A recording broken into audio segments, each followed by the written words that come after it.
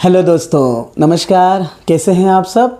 आशा करते हैं कि आप हमेशा की तरह स्वस्थ होंगे, मस्त होंगे, व्यस्त होंगे और साथ साथ ज़बरदस्त भी होंगे। चलिए, आज फिर एक बार मैं आप सबका स्वागत करता हूं मेरे इस YouTube चैनल पर, जिसका नाम है हिंदी प्रेमी अशोक। चलिए, आज फिर एक बार मैं लेकर आया हूं नया पाठ। आज का पाठ कक्षा 10वीं के लिए, और कक्षा 10वीं का यह पाठ है मनुष्यता। हालांकि इस पाठ की शुरुआत हमने पिछली तासिका में की थी, जिसमें हमने 2 काव्यांश यहाँ पर पढ़ लिए हैं। 2 काव्यांश का अर्थ, उसका स्पष्टीकरण और शब्दार्थ सब हमने देख लिया है। आज उस कविता को हम आगे बढ़ाएंगे और देखते हैं कि मनुष्यता इस कविता में कवि मैथिली शरण गुप्त हमें क्या बताने की कोशिश करते हैं। इससे पूर्व हमने ये समझने की कोशिश की कि इंसान जो है उसकी मृत्यु अटल है। आज नहीं तो कल उसकी मृत्यु होने वाली है। इसलिए कवि हमें कहते हैं कि हमें मृत्यु से नहीं डरना, हमें क्या करना है तो सुमृत्यु को पाना है। सुमृत्यु का मतलब होता है मरने के बाद भी लोग अगर आपको याद करें तो वह मृत्यु होती है सुमृत्यु। तो इसलिए कवि मैथिली शरण गुप्त हमसे यहाँ पर कहते हैं कि हमेशा सुमृत्यु की कामना करो, कुछ ऐसा काम करो कि मरने के बाद भी लोग आपको याद करें। बिल्कुल वैसे ही आगे बढ़ते हैं और मनुष्यता के और कौन कौन से उदाहरण हैं वे यहाँ पर देखते हैं। आज की इस तासिका में कवि मैथिली शरण गुप्त हमें कुछ उदाहरणों के माध्यम से मनुष्यता समझाने का प्रयास करते हैं। तो चलिए, बिल्कुल समय नहीं गवाते और इस कक्षा को आगे बढ़ाते हैं।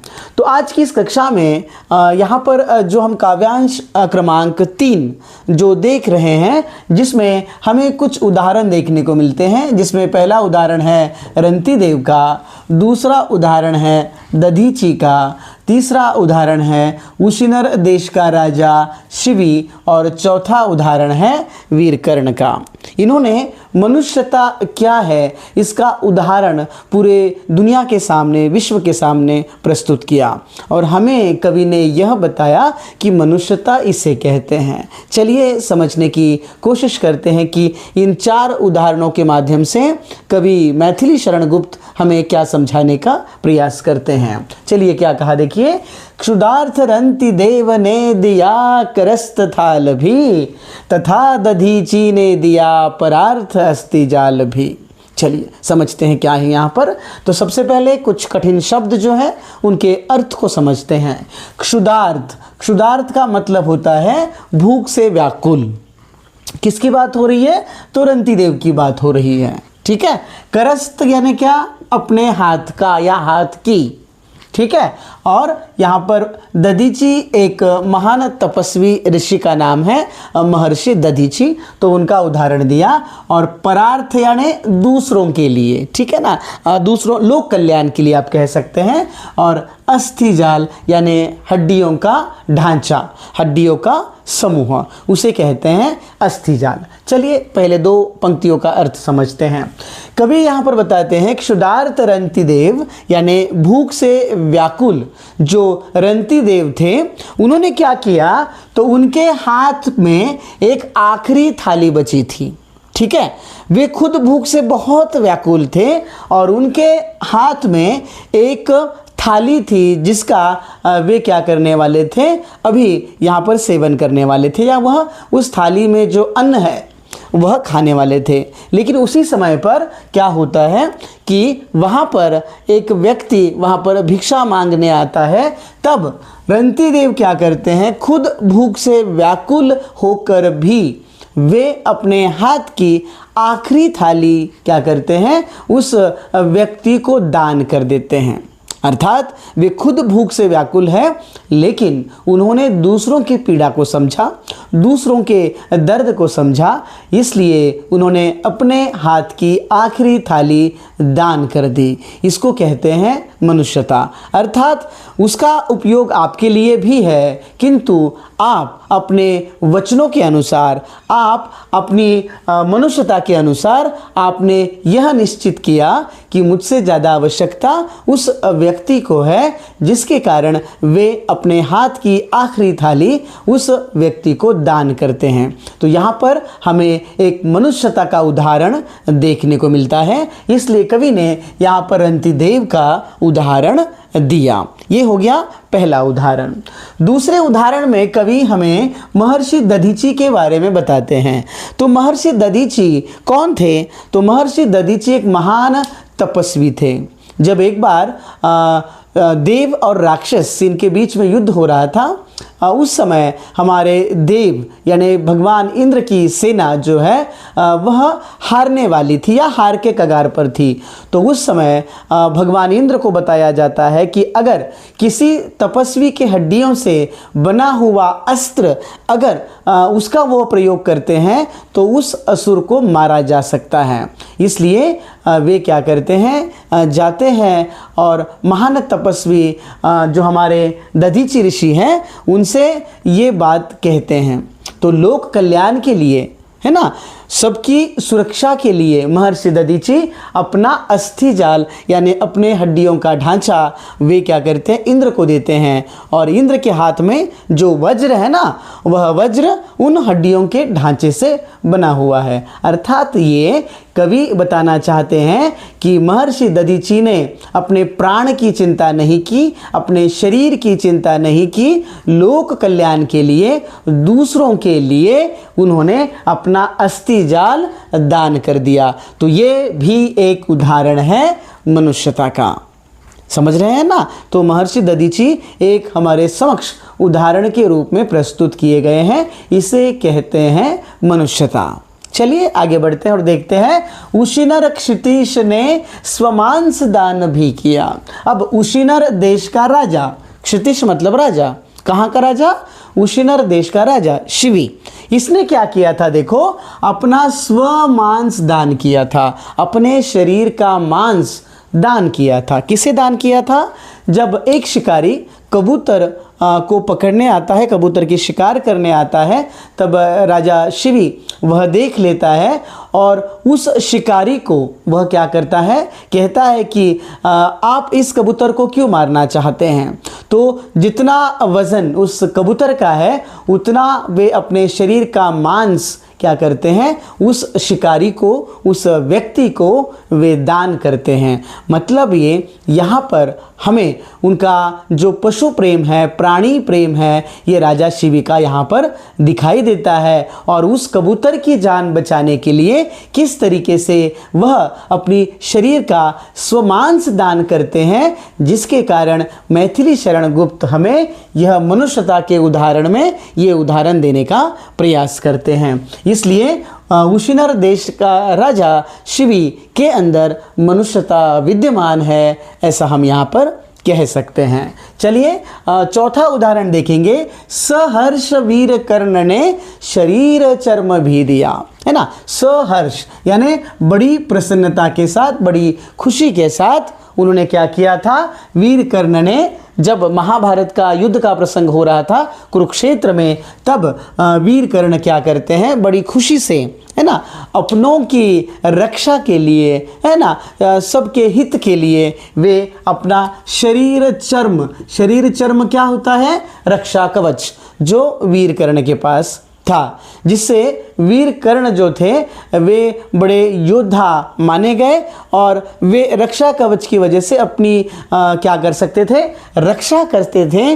तो वह शरीर चर्म वे दूसरों की सेवा के लिए, सबके कल्याण के लिए अर्पण कर देते हैं और अपने प्राण की चिंता किए बिना। इसलिए कवि ने यहाँ पर वीर कर्ण का भी उदाहरण दिया। तो इससे हमें यह समझ में आया कि मनुष्यता यानी लोगों के कल्याण के लिए, उनकी रक्षा के लिए। यहाँ पर 4 व्यक्तियों का वर्णन हमने देखा। उन्होंने क्या किया, तो लोगों के कल्याण के लिए अपने प्राणों की परवाह नहीं की, बल्कि दूसरों के लिए उन्होंने दान दे दिया। जिसमें हमने सबसे पहले देखा रंतिदेव, फिर हमने देखा महर्षि दधीची, फिर हमने देखा उशिनर देश का राजा, और अंत में हमने देखा वीर कर्ण।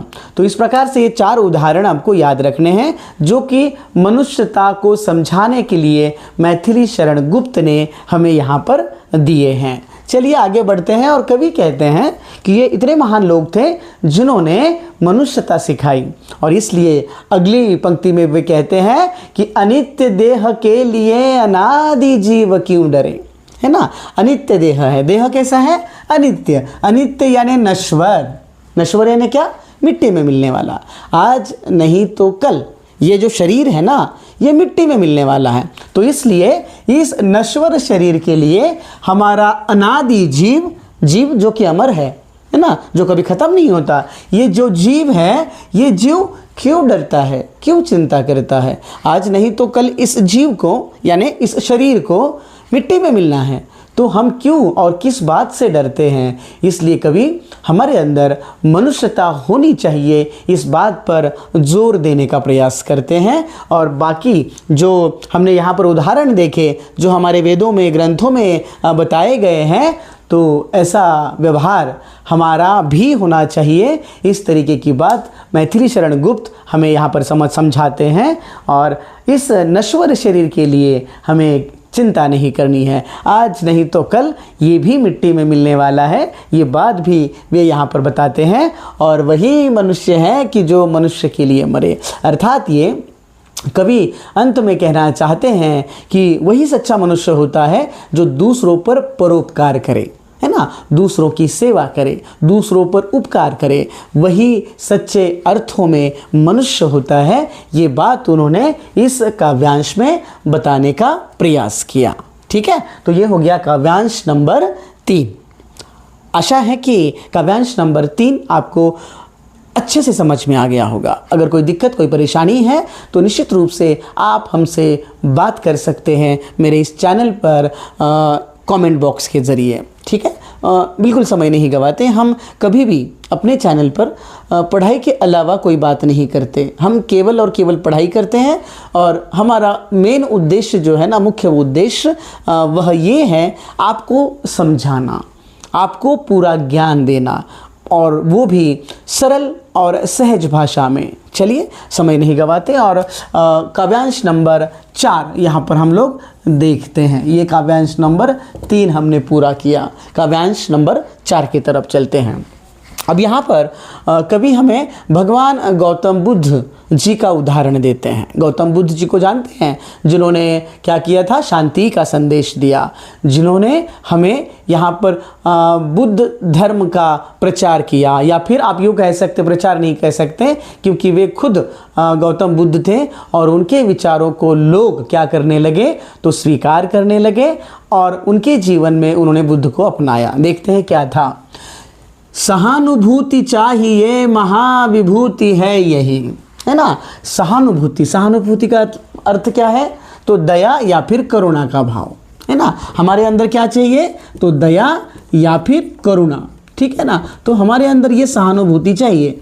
अब क्यों चाहिए, क्योंकि जिसके पास दया है, सहानुभूति है, करुणा है, ठीक है ना, महाविभूति है यही। महाविभूति यानी क्या, बहुत बड़ी संपत्ति, बहुत बड़ी संपत्ति। कौन सी संपत्ति है, दया और करुणा। याद रखिएगा, किसी पर क्रोध करना बहुत आसान है, लेकिन किसी को माफ़ करना, किसी पर दया करना, किसी को करुणा दिखाना बहुत मुश्किल है ना। और जिसके पास दया है, करुणा है, शांति है, वह सबसे बड़ा धनवान व्यक्ति होता है, ऐसा मैथिली शरण गुप्त हमें समझाते हैं। इसलिए उन्होंने कहा कि हमारे अंदर सहानुभूति चाहिए, दया भाव चाहिए, करुणा चाहिए, क्योंकि ये इस दुनिया की सबसे बड़ी संपत्ति है ना।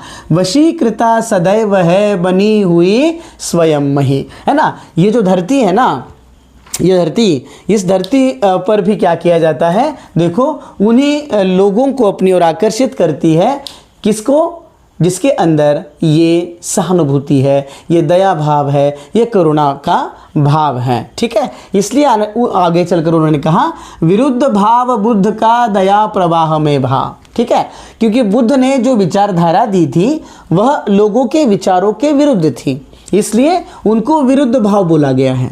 ठीक है ना, क्योंकि लोक कल्याण के लिए, लोगों के कल्याण हेतु भगवान गौतम बुद्ध है ना, इन्होंने अपना राजकाज, महल सब त्याग दिया था जब उन्होंने लोगों का दुख देखा। ठीक है, और फिर वो सत्य की खोज में, ज्ञान की खोज में चले गए, ऐसा उनके बारे में बताया जाता है। ठीक है, तो जब वे लोक कल्याण के लिए विरुद्ध भाव है ना, बुद्ध का दया प्रवाह में बहा, अर्थात इस दया भाव से आकर्षित होकर, करुणा से आकर्षित होकर हमारे बुद्ध क्या किए, तो लोक कल्याण के लिए वे क्या किए, दुनिया के नियमों के विरुद्ध चले गए, है ना। तो उनका दुनिया के नियमों के विरुद्ध जाना ये विरुद्ध भाव है। ठीक है, तो पहले तो क्या हुआ, तो लोगों ने उनको नहीं अपनाया। जब उन्होंने अपनी विचारधारा लोगों के समक्ष रखी तो लोगों ने उनको नहीं अपनाया, दया प्रवाह में बहा, तो लोगों ने इतना ध्यान नहीं दिया। लेकिन बाद में वही लोग विनीत हो गए। विनीत यानी उनके समक्ष झुकना, उनके विचारों को अपनाना। ठीक है, तो विनीत लोक वर्ग क्या न सामने झुका रहा, है ना।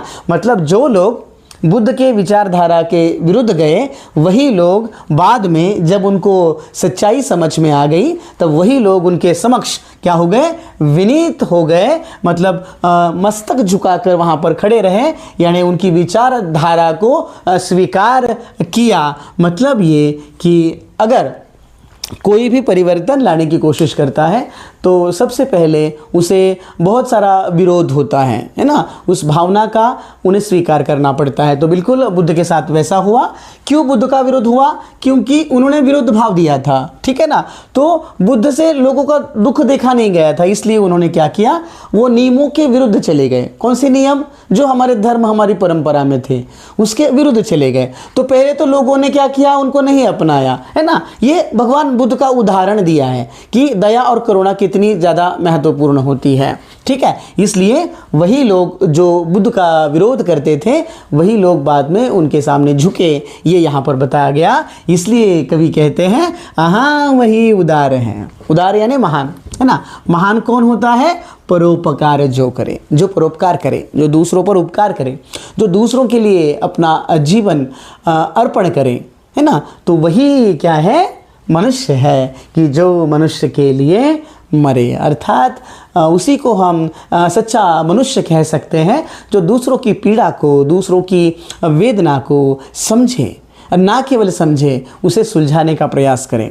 केवल देखता ना रहे, तो देखकर हम उस समस्या का समाधान ढूंढने में लोगों की मदद करें। तो इस विचारधारा के कारण, इस दया भाव, इस करुणा भाव के कारण भगवान गौतम बुद्ध भी बाद में लोगों के मन में रहे, ऐसा यहाँ पर कहा गया। और जिनके पास ये भाव है वही सच्चे अर्थों में मनुष्य है, ये भी यहाँ पर कहा गया। तो यहाँ पर आज फिर मैंने केवल 2 काव्यांश लिए हैं, केवल 2 काव्यांश। मैं ज़्यादा वीडियो को बड़ा इसलिए नहीं करना चाहता क्योंकि मैं ये मानता हूँ कि हम थोड़ा पढ़ें लेकिन पूरा पढ़ें। पूरा का मतलब पूरा समझें, उस अर्थ को समझें, ताकि जब भी कभी हम इस पाठ को देखें तो ऐसा लगे कि हाँ मुझे सब पता है। ठीक है, इसके बारे में मैंने बहुत कुछ पढ़ा है और मुझे ये पाठ अच्छी तरीके से पता है।